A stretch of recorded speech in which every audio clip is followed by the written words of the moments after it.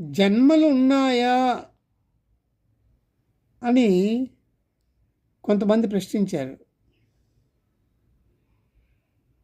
నేను తిరిగి ఏమని ప్రశ్నించానంటే, జన్మలు ఎవరికి? నీవు ఆత్మస్వరూపుడివై ఉన్నప్పుడు దానికి జనన మరణాలు లేవు. నీవు ఆత్మస్వరూపుడివై ఉన్నప్పుడు దానికి జనన మరణాలు లేవు. అది నిత్యము, శాశ్వతమైనది, అనంతమైనది. నీవు శరీరమైనప్పుడు, అంటే నీవు దేహమైనప్పుడు, అంటే అర్థం నీవు దేహమనే ఆలోచనతో నిలబడినప్పుడు నీకు, అంటే దేహం అనే ఆలోచనతో ఉన్న నీకు అని అర్థం అన్నమాట. ఆ దేహానికి జనన మరణాలు ఉంటాయి.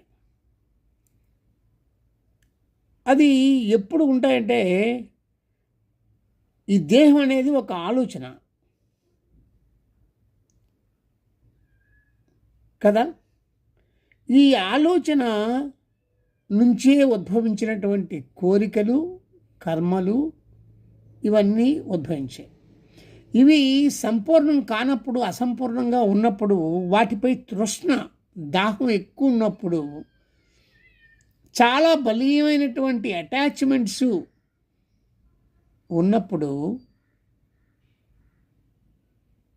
అలాంటి ఆలోచనలు, అటాచ్మెంట్స్ ఉన్న ఆలోచనలు, బలీయమైన కోరికలు, అసంపూర్ణమైన కోరికలు,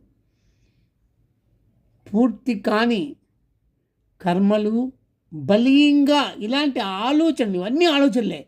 ఈ ఆలోచనలు ఇలా బలీయంగా ఉన్నప్పుడు మరల జన్మించాలి అనే ఆసక్తి కూడా బలీయంగా ఉన్నప్పుడు, అది కూడా ఆలోచనే. ఇదంతా ఆలోచన యొక్క ప్రాసెస్. అంటే నీవు శరీరం అనే ఆలోచన ఉంటే, నీవు శరీరమే అని నీవు అనుకుంటే, ఈ ప్రపంచం నీకంత వేరుగా కనిపిస్తుంది. ఈ ప్రపంచంలో అన్నీ నీకు కనిపిస్తాయి.